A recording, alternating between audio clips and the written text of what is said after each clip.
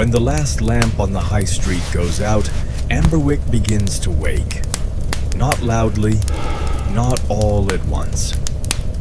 Tonight, the first light to glow is not the lighthouse, and not Lantern Row's scattered lanterns, but a single square window low on the street, fogged faintly with warmth from within. Behind it, something is not going quite as it should. Nothing wrong exactly, just different. Elsewhere in town, the night continues its usual gentle rhythm, quite unaware of the small, patient drama unfolding in one warm little kitchen. Up at the lighthouse, Mira's lamp turns steadily as always. Down Lantern Row, Elias's clocks tick their soft, scattered rhythm behind darkened glass. And somewhere near the top of the hill, a bicycle bell rings once, faint and unhurried, marking the last of tonight's letters finding their way home. Tonight we go to the bakery. Tonight we go to see Tomas. Settle in. Let your shoulders drop. There is nowhere else you need to be. The bakery on Lantern Row is not large, nor especially grand. A single room, low-ceilinged, warmed year-round by 2 brick ovens that Thomas's mother had built with her own hands, long before he was ever born, back when Amberwick's harbor held twice as many boats and the street outside was still unpaved. The walls, softened over decades by flour dust and gentle heat, have taken on a particular golden brown patina that no amount of scrubbing has ever quite removed, nor has Tomas ever wished it to. Wooden shelves line one wall, holding neat rows of tins and jars, some labeled in his own careful hand, others still bearing labels written by his mother, faded now to a soft brown scrawl he could none the less read, blindfolded, having long since memorized every word. A single window looks out onto the street, its glass old enough to hold a faint, wavering distortion, so that anyone passing outside seems, for a moment, to ripple slightly, like a reflection on water. It is, in every way that matters, exactly the kind of place built for patience. Nothing here has ever been rushed into existence. The ovens took the better part of a year to build properly. The old recipes took a lifetime to perfect. The particular warmth of the room took decades of steady, unhurried baking to soak fully into the walls. Tomas likes to think, on quiet nights like this one, that the whole shop remembers every patient hour ever spent inside it, the way dough remembers whether or not it was rushed.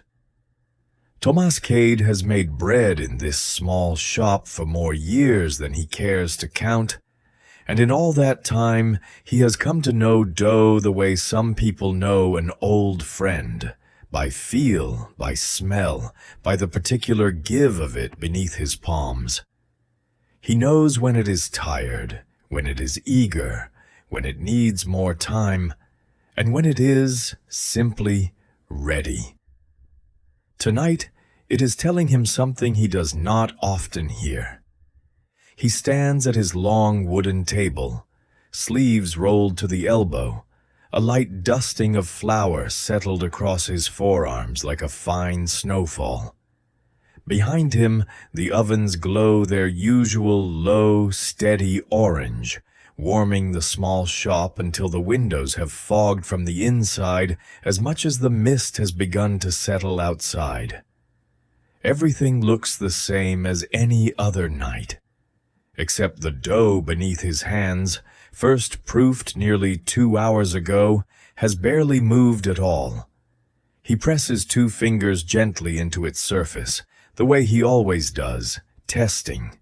The dent stays. Slow, unhurried, but it does not spring back the way it should by now.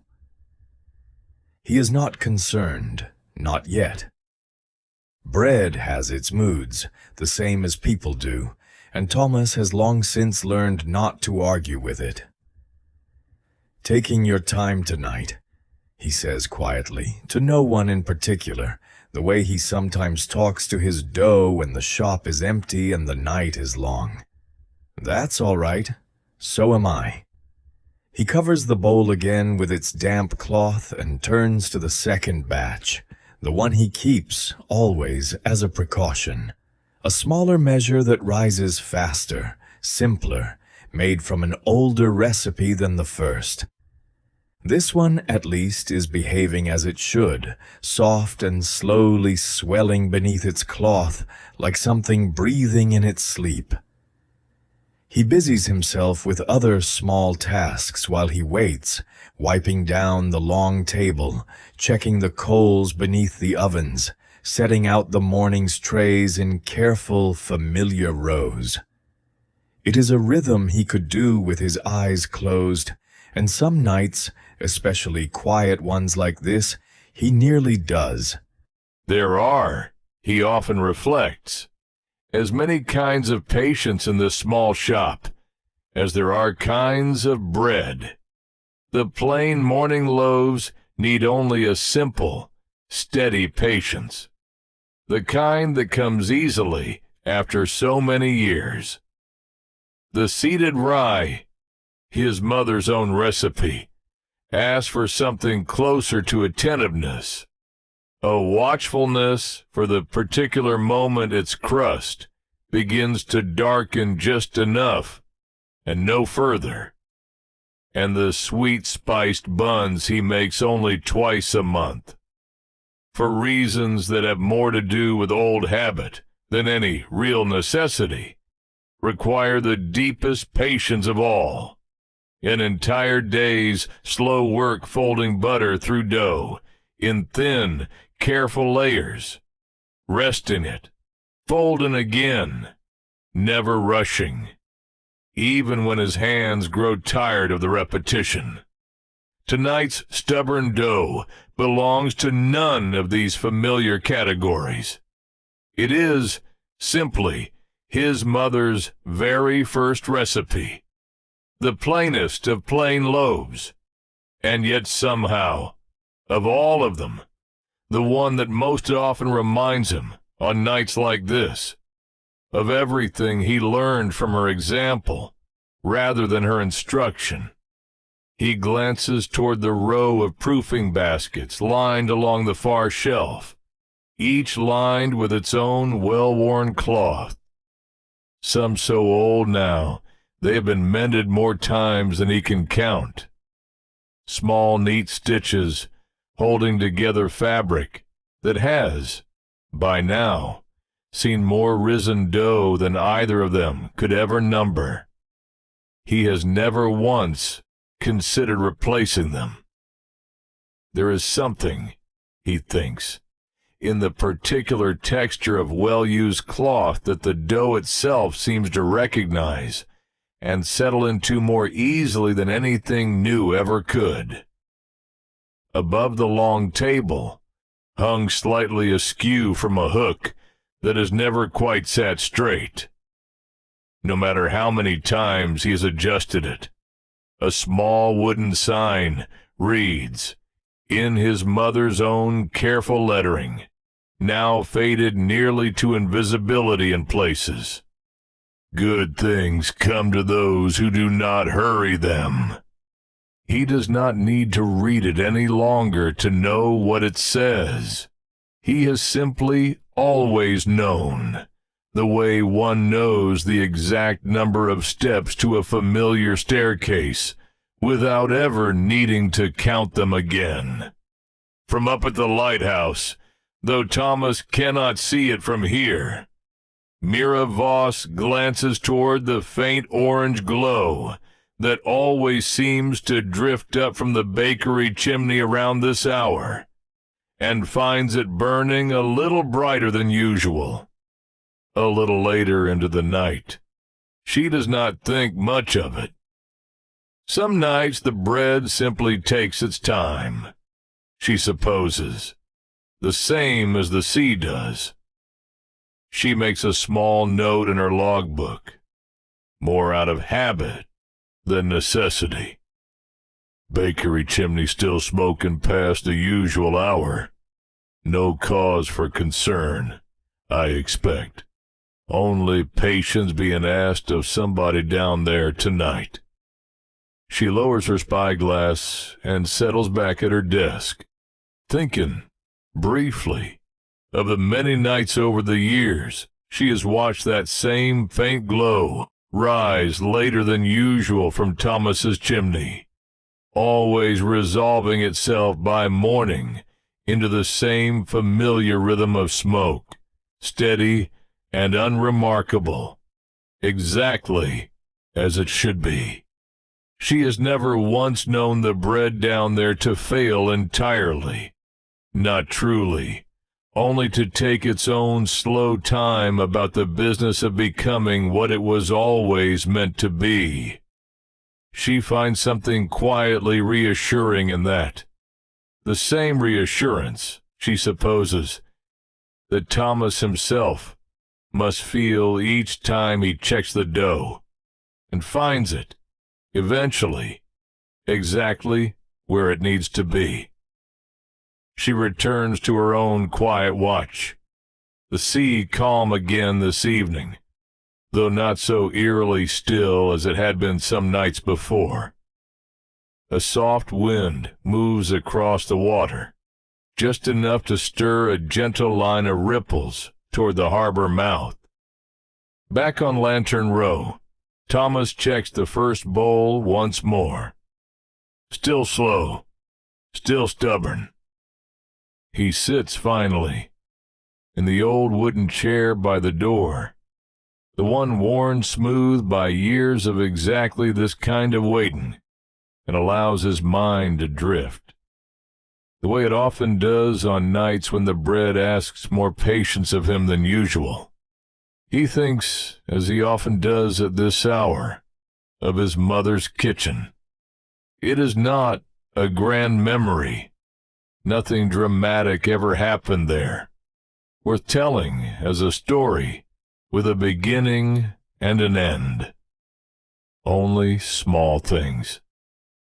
The particular creak of her kitchen door, the way she hummed, always slightly off-key, while she worked, the flour that seemed to find its way into her hair no matter how carefully she tied it back.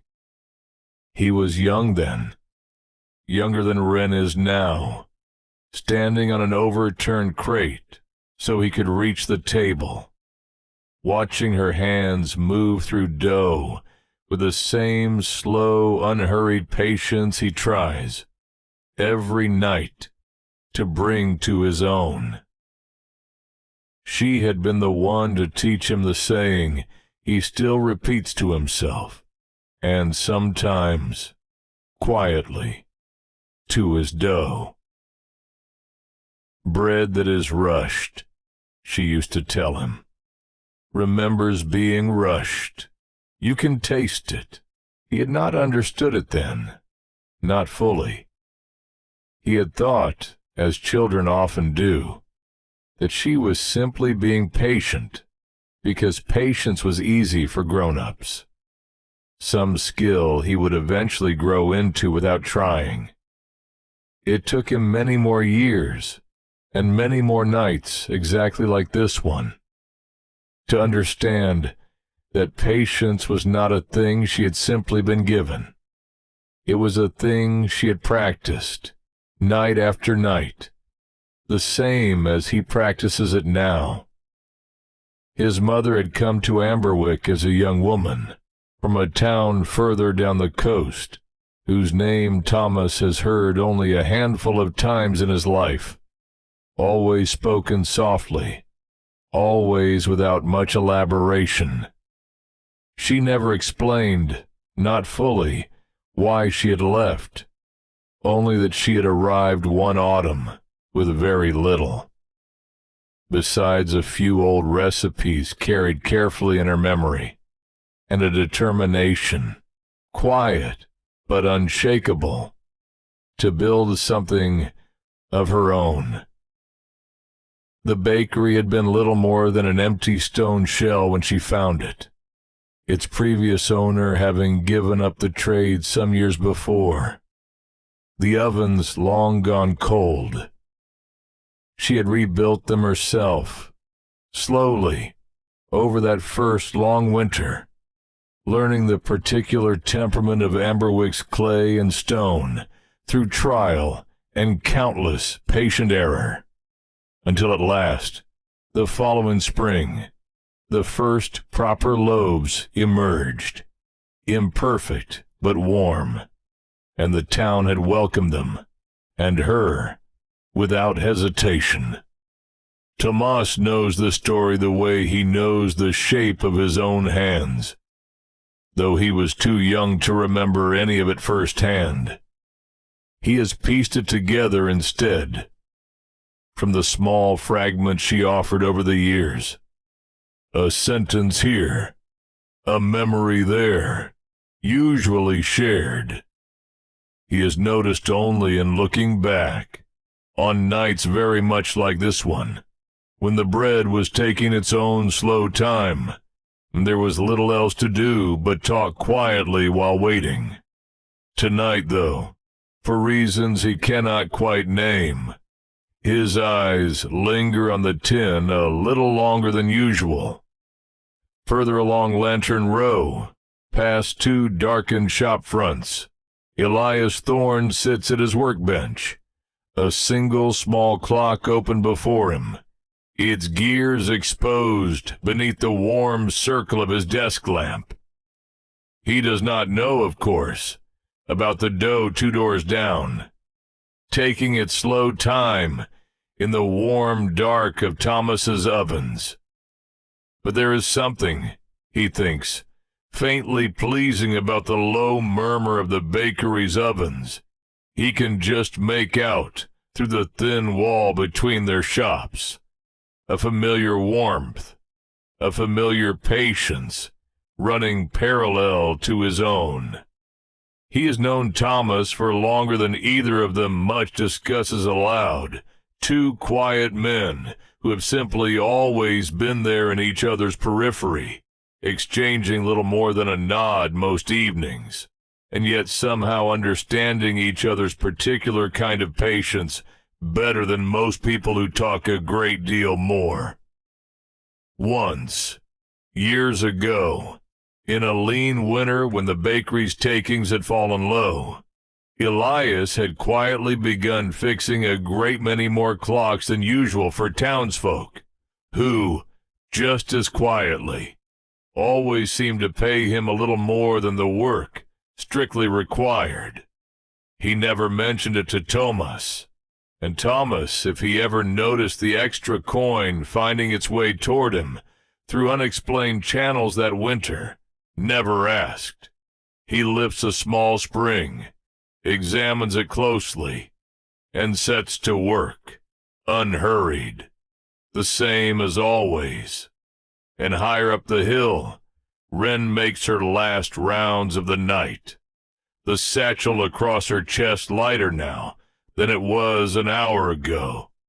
She passes the bakery window on her way down, catching, as she always does, that particular warm smell of patient bread drifting into the foggy street.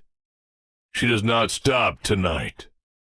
There are no letters for Tomas this evening, only the familiar, comforting smell that tells her, better than any clock could, that the night is moving steadily toward its quiet middle hours. She remembers, briefly, being small enough that her mother would send her to the bakery some mornings before school, always warned to be patient and wait her turn even when the queue stretched out the door, and Tomas's mother, back then, always somehow finding a small, warm end piece of crust to slip into her hand regardless of the queue, winking as though it were their own private arrangement. Wren has never mentioned this memory to Tomas, not directly, though she suspects in the quiet way small towns carry their history forward, without ever needing to say it aloud, that he already knows. She rings her bicycle bell once, softly, out of habit more than necessity, and continues on down toward the harbor. A soft knock sounds at the door, more of a light scratch, really, low near the bottom panel. Tomas smiles before he has even turned to look. "Evening, Biscuit," he says, echoing without knowing it the very words Mira had said to the same visitor not so many nights before. The orange cat slips through the gap Tomas holds open for him, crosses the floor without hurry, and settles himself in his usual spot near the warm hearth of the lower oven, tail curled neatly over his nose. Tomas has never quite worked out how Biscuit knows, every single time, exactly which nights call for a longer visit, and which call for nothing more than a passing glance through the window. Tonight, it seems, is one of the longer ones. "You'll have to wait with the rest of us," Tomas tells him, settling back into his chair. "Nothing's rising in a hurry tonight." Biscuit, as expected, offers no argument. Some time passes, the particular unhurried kind of time that only exists in small hours like these, measured not by clocks, but by the slow business of waiting for something patient to finish its work. Tomas checks the dough once more. Still slow. Still, faintly, stubborn. He does not worry. He has seen slower nights than this, though rarely by much. He thinks instead of a night many years ago, one of the very first nights he ever tried baking entirely alone, his mother resting in the next room, trusting him, for the first time, to manage a batch on his own. He remembers how frightened he had been that night, checking the dough every few minutes instead of leaving it be, prodding at it far too often, certain that something was wrong, simply because it was not moving as quickly as he wanted it to. It was his mother, woken by his quiet pacing, who had come to sit with him that night, saying nothing at first, only sitting, the way he sits now, patient, unbothered, letting the silence do the reassuring that words could not. "It isn't broken," she had told him eventually, when he could not bear the silence any longer, and asked her for the third time if something had gone wrong. "It's only slow. Slow isn't the same as wrong. Sit with it a while. It'll tell you when it's ready." He had not believed her. Not entirely. Not that first night. But the dough had risen eventually, exactly as she said it would, and the bread that came from it, he still remembers, had been some of the best he ever made. Patient in a way his more hurried early attempts never quite managed to be. He thinks, too, though he tries not to dwell on it too long on nights like this, of her very last morning in this shop. Some years back now, when age had finally slowed her hands more than any amount of patience could account for. She had not made a great occasion of it, had simply worked her usual shift as though it were any other day, only pausing near the very end to press both of her flour-dusted hands gently over his own, where they rested on the table.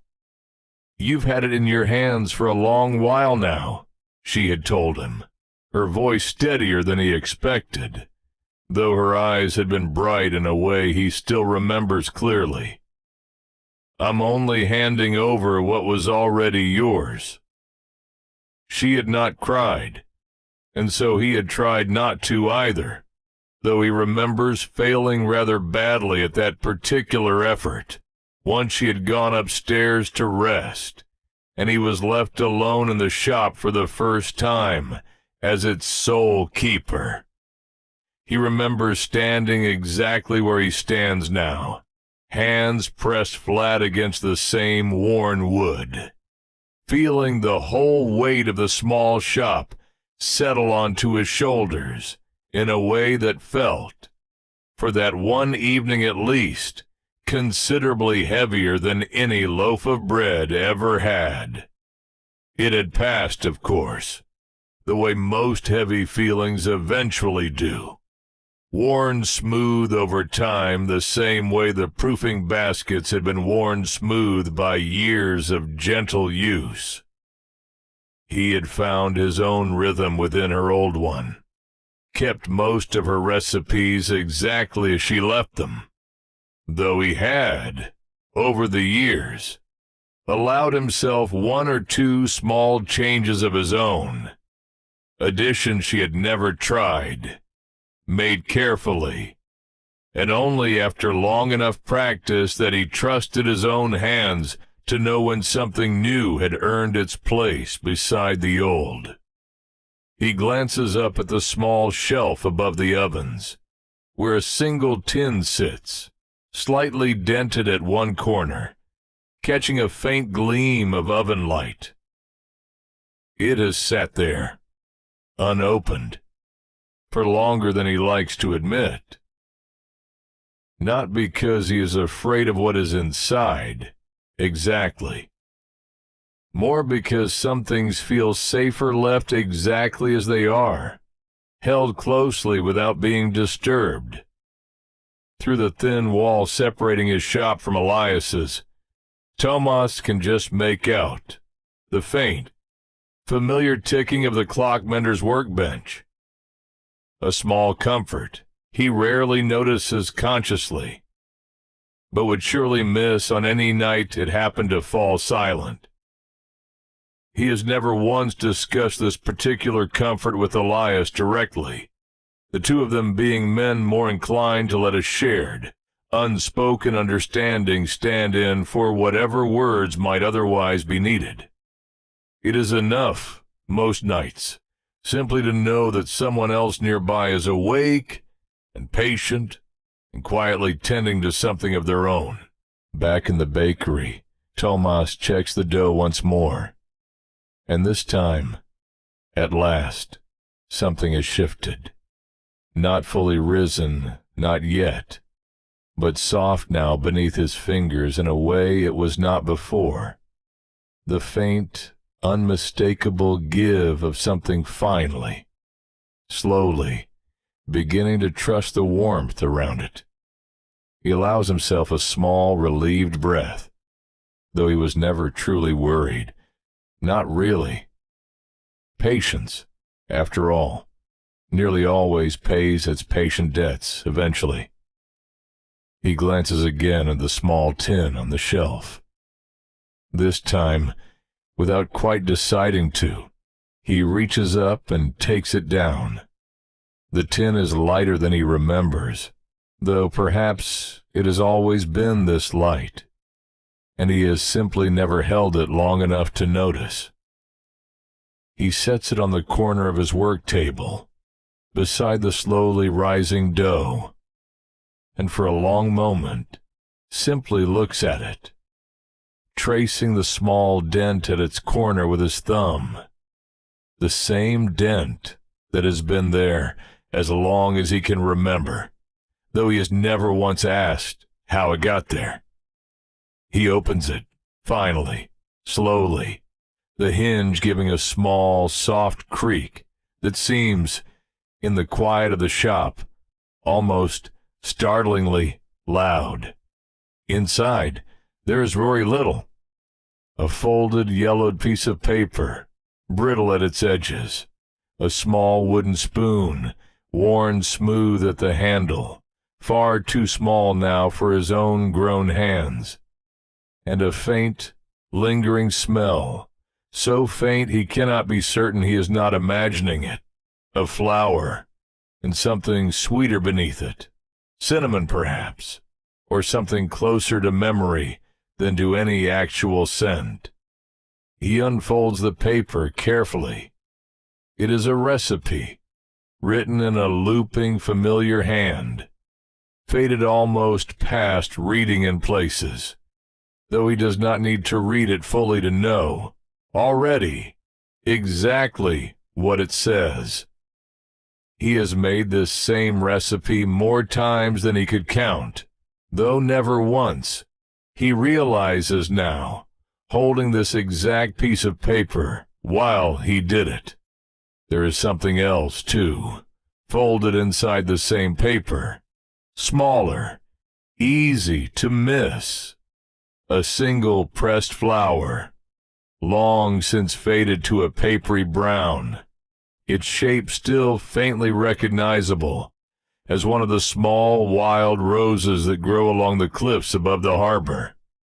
He does not know its story, not exactly, though he can guess at it well enough. Some small, private moment of his mother's own, kept quietly folded away inside the very same recipe she taught her hands, and later his, to trust without question. He does not read it through, not fully, not tonight. He simply holds it a while, the way Mira might hold a memory of her own predecessor, the way Elias might hold a spring between careful fingers, letting the weight of it settle without rushing to make sense of every part. Biscuit, from his spot by the oven, watches with the mild, unbothered curiosity cats reserve for moments they do not need to understand in order to sit quietly beside. After a moment, he rises, stretches unhurriedly, and pads across the floor to settle himself directly beneath Thomas's chair, as though sensing, in whatever quiet way cats sense such things, that tonight calls for company a little closer than usual. Tomas reaches down without looking, resting one flour-dusted hand briefly against the cat's warm back, grateful in a way he does not try to put into words, for the simple, undemanding comfort of it. Tomas folds the paper again, just as carefully, and sets it back inside the tin, along with a small wooden spoon. He does not close the lid all the way, not tonight. He leaves it resting, just slightly open, on the shelf where it has always been, though it feels, somehow, different now than it did an hour ago. Not opened and finished with, simply opened and allowed to breathe a little, the way the dough beside it has finally been allowed to breathe. He checks the dough once more, and this time there is no mistaking it. It has risen, soft and full beneath its cloth, exactly as it should, exactly as it always eventually does, given enough patience and enough quiet, unhurried time. There you are, he says softly, to the dough, or perhaps to the tin beside it, or perhaps to no one in particular at all. Knew you'd get there. He begins, finally, the familiar work of shaping the loaves, his hands moving with the same slow, sure patience they always have. Though tonight, for reasons he does not examine too closely, they seem, if anything, a little more patient still. It is some while later, closer to the deep, still hour before dawn than to midnight, when a soft knock sounds at the bakery door, different from Biscuit's low scratch, this one higher, made by a knuckle rather than a paw. Tomas glances up, mildly surprised. Few people knock at this hour, though it is not entirely unheard of. He wipes his hands on his apron and opens the door to find a young man standing there, salt-worn and tired-eyed, a canvas duffel slung over one shoulder. "We're sorry to trouble you so early," the young man says, offering a small, sheepish smile. "Godfrey's my uncle. We only got in a short while ago and, well, none of us thought to eat properly these last few days out. I don't suppose you've anything ready yet." Tomas recognizes him at once, though it takes him a moment to place the name. Callum, he thinks. Godfrey's nephew, the one who helps crew the Marrow's Rest on her longer trips. "Come in out of the fog," Tomas says, stepping aside. "Nothing's quite finished yet, but there's an earlier batch resting. Should be more than warm enough to tide you over."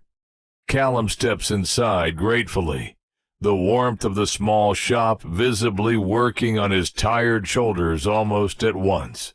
He glances toward the hearth, where Biscuit lifts his head just long enough to assess the newcomer, before deciding apparently that he poses no threat worth abandoning his warm spot for. "Long few days out?" Tomas asks, already reaching for one of the smaller, already cooled loaves from the earlier batch. "Longer than we planned," Callum admits, dropping gratefully into the second chair by the door.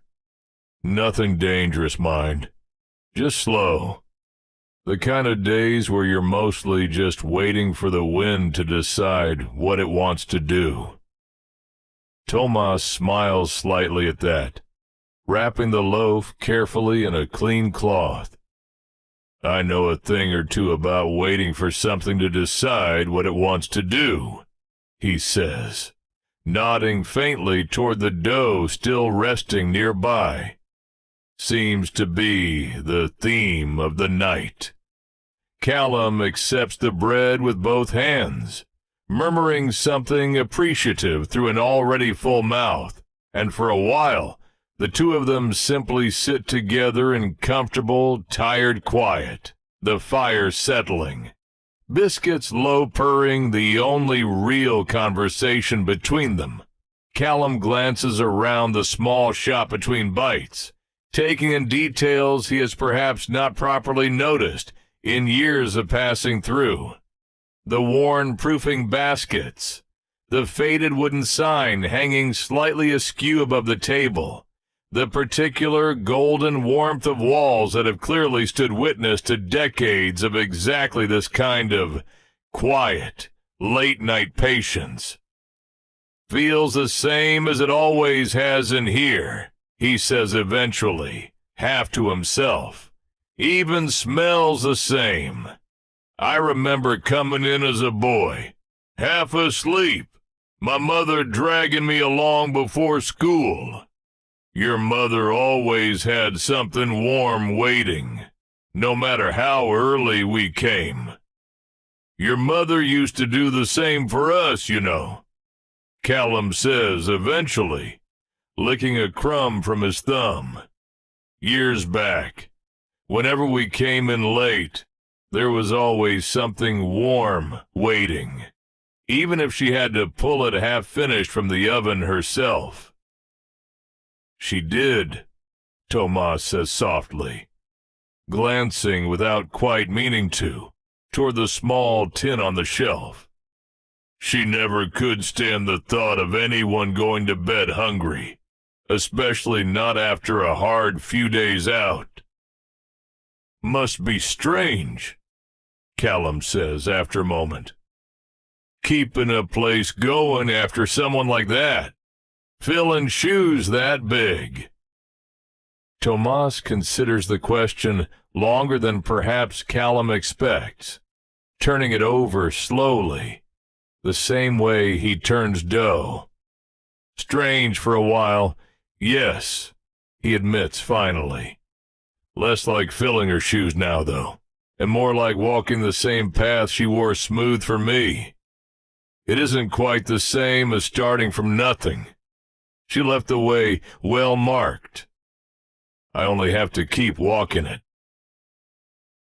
Callum nods slowly at that, seeming to turn the thought over himself for a moment, before glancing toward the small tin on the shelf, its lid still resting slightly ajar. "Is that hers?" he asks, nodding toward it. "It is," Tomas says, and does not elaborate further, though there is no discomfort in his silence, only the particular quiet of a man who has said, for tonight at least, exactly as much as needs saying. Callum, sensing this, does not press further, only nods again, finishing the last of his bread in comfortable silence. Callum nods, finishing the last of the bread, and rises slowly, stretching stiff shoulders. "Best get on home before the others wonder where I've got to," he says. "Thank you for this. Truly." "Any time," Tomas says, and means it fully, watching from the doorway as Callum disappears back into the fog-thick street, already looking a little steadier for the warmth in his stomach and the short rest by the fire. He closes the door softly behind him and returns to his work table, where the first batch of dough, fully risen now, waits patiently for his hands.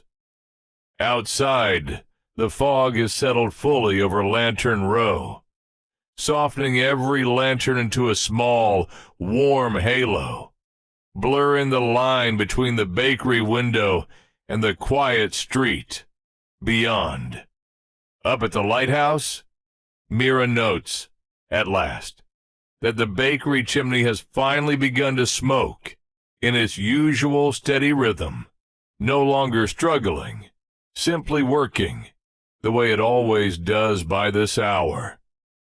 She writes one small line in her log, more out of fondness than necessity. All patient things, it seems, get there eventually. Down the hill, Wren, having long since finished her rounds, sits for a moment on the low harbor wall before heading home, watching the last of the fog roll gently across the still water.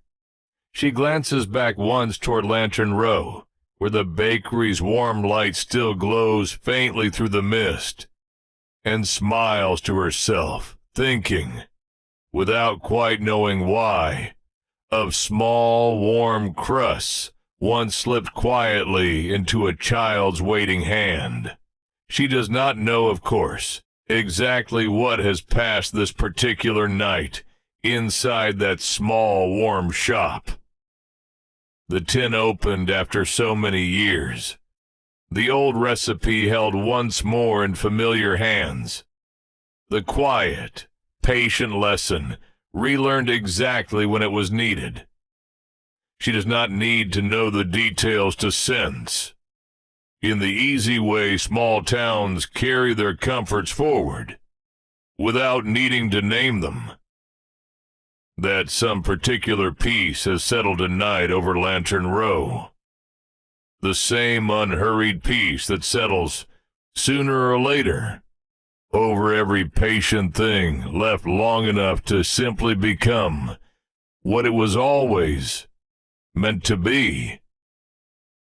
She rises at last, and continues her own slow walk home, the fog wrapping softly around her, the harbor bell humming its low, familiar note somewhere behind her in the mist.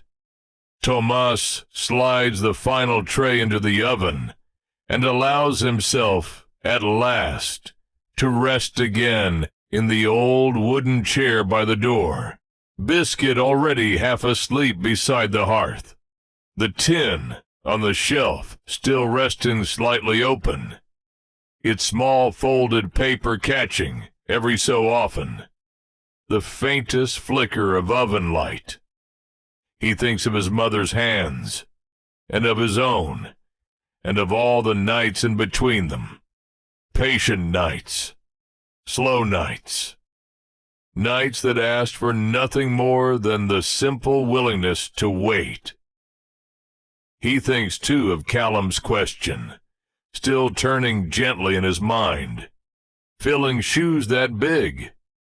He supposes, in the end, it is less about filling anything at all, and more about simply continuing, one patient night at a time, a particular kind of care that does not need to be improved upon or reinvented, only carried forward, faithfully, the way a lantern is carried from one steady hand to the next. He glances once more at the tin, its lid still resting open just slightly, and finds that he does not feel the need to close it fully tonight, nor perhaps for many nights to come. Some things, he thinks, are better left open a little, allowed to breathe alongside everything else that is patiently, quietly rising in this small, warm shop. Outside, the fog presses soft and gray against the old window glass, and somewhere beyond it, faint and steady, the lighthouse beam sweeps its familiar slow arc across the harbor, a reminder, if he needed one, that he is not the only patient keeper awake in Amberwick tonight. Bread that is rushed remembers being rushed, he says quietly, to the dark, warm shop, to Biscuit, to no one at all. But bread that is loved patiently enough, I think, remembers that too. Outside, Amberwick continues its own slow, patient drift toward sleep. The lighthouse beam turns steadily through the fog. Somewhere on the hill, a bicycle bell rings once, softly, and falls quiet. And here, in the warm dark of a small bakery on Lantern Row, an old baker sits with an old cat, waiting without any hurry at all, for the bread to finish becoming exactly what it was always going to be. Good night, Thomas. Good night, Amberwick. Good night.